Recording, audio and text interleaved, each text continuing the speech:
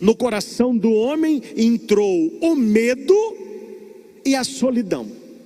Essas duas coisas não podem encontrar espaço no nosso coração. E aqui não interessa a sua idade, se é criança, se é adolescente, jovem, adulto ou idoso.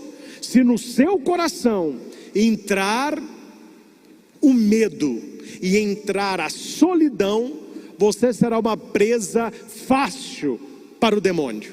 Veja, as maiores tentações aconteceram na solidão e no medo. Eva, Abraão, Moisés, Esther, Davi, Paulo, Judas e tantos outros. E a leitura vai dizer que nós precisamos acreditar na semente do reino, que entre nós está e não vemos, mas não é porque não vemos que ela não está germinando, crescendo e frutificando.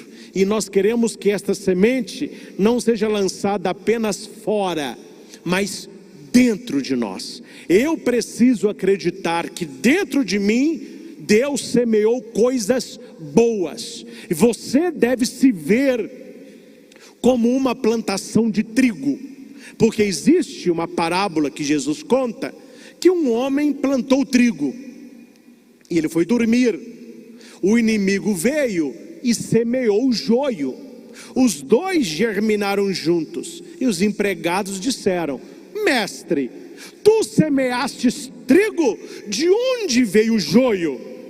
Jesus respondeu: o inimigo que fez isso. Quer que arranquemos? Não, vocês não conseguem. Os dois são muito parecidos.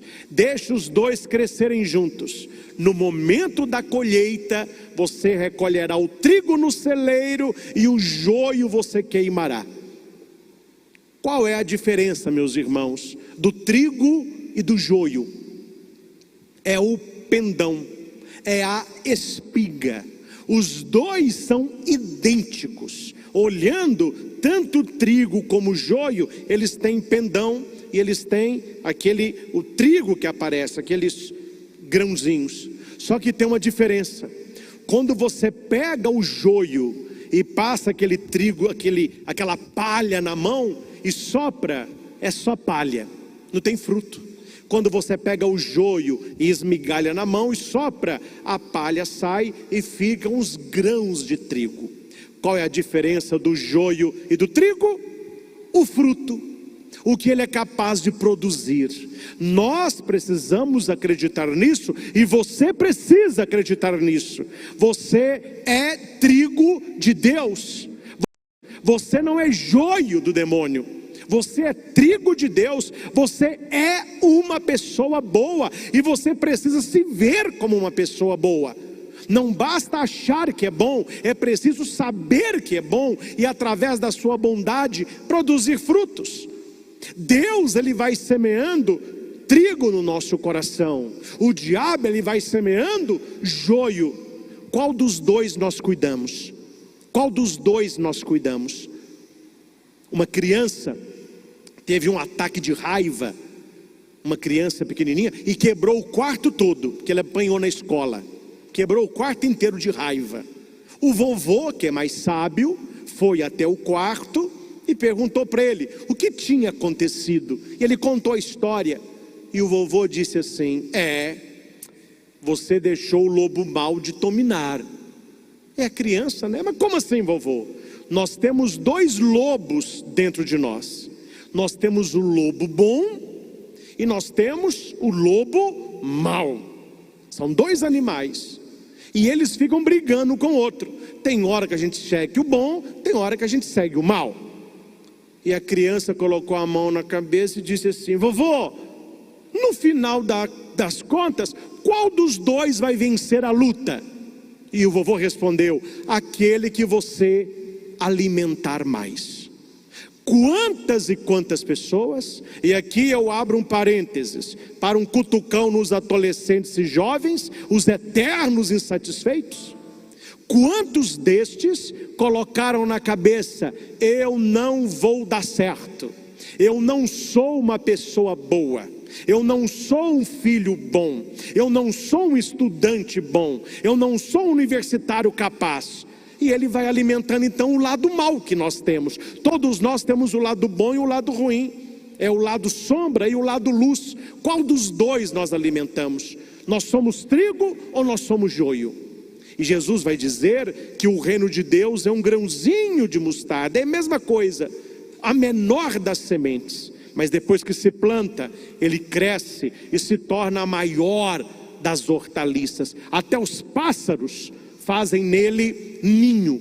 Ou seja, nós precisamos ver o reino de Deus com potencialidade de graça. Quando Deus olha para nós, Ele não vê o que nós somos, Ele vê o que nós podemos ser. Uma criancinha chegou perto de um profeta e perguntou para ele: profeta, o que eu tenho na mão? O profeta: deixe-me ver. Ele abriu a mão, o profeta falou: nossa, você tem uma tamareira, você tem na mão uma árvore. Ele falou assim: não, que árvore o quê? Eu tenho só uma semente. Ele falou: não, semente agora, mas se você plantar, se você regar, se você cuidar, virará uma grande árvore. Então, e vai dar tâmaras para muitas pessoas. Isso é uma tamareira. Nós não somos apenas uma semente. Deus, quando olha para nós, Ele já vê aonde nós podemos chegar.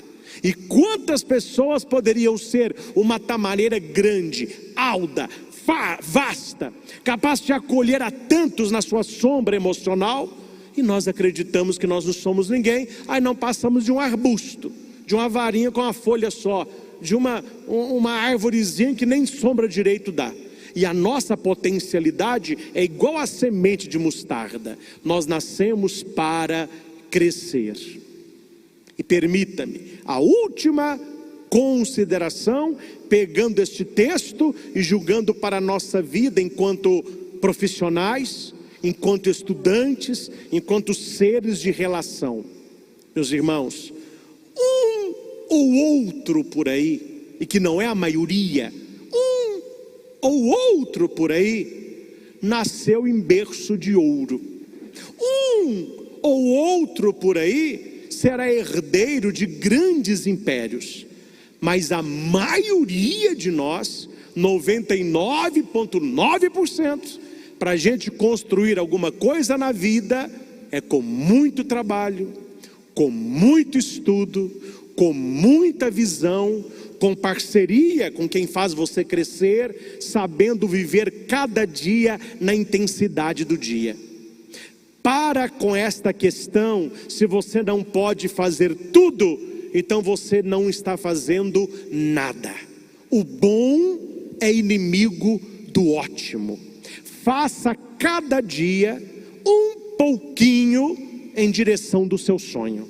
A cada dia coloque um tijolinho na construção da sua realização, seja ela qual for. Se você tiver persistência, resistência, perseverança, entra dia, sai dia, entra dia, sai dia, e a semente vai germinando.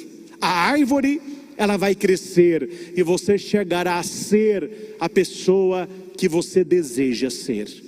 Eu conheço muitas pessoas, estou falando agora do âmbito apenas profissional, não dá tempo de eu falar de outros exemplos, vou pegar esse que é mais palpável.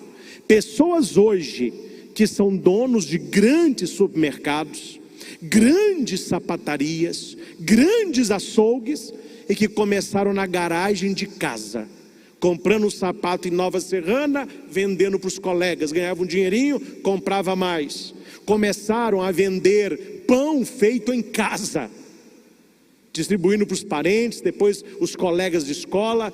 Hoje tem padarias de renome, que não tem nem como encomendar em época de festa, bolo, essas coisas. Pessoas começaram na garagem de casa, vender um pacotinho de arroz, um pacotinho de sal, um canequinho de café, foram crescendo, tiveram visão, hoje são dono de impérios. Entre tantos, leiam e releiam a história de Silvio Santos. Eu sou fã de Silvio Santos, não apenas pelo comunicador, mas pela história. Um camelô que vendia caneta, teve várias portas fechadas na cara dele. O que ele disse? Já que eles não querem me aceitar para trabalhar numa TV, eu vou ter que ter uma TV. Hoje, quem olha o Silvio Santos não imagina a história. Começou de pequeno, rádio amador, televisão pequena, ninguém queria. Ele foi crescendo. A vida é assim, se cresce lentamente.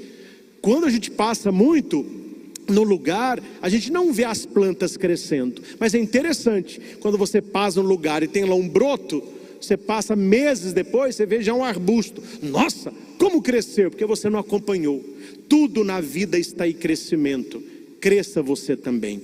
O reino de Deus acontece, a bênção de Deus acontece, e você precisa ser o primeiro a acreditar em si mesmo. Não adianta as pessoas acreditarem, não adianta a sua mãe te incentivar, o seu pai te incentivar, os seus colegas acreditarem. Se você não acredita, se você não faz por onde, se você não se cultiva, a vida vai passar e você no final vai começar a ver tantas pessoas que se tornaram grandes árvores e você que não passou de um arbusto. Aí nesta hora nós vamos escutar daqueles que não fizeram o que deveriam. Tem gente que tem mais sorte.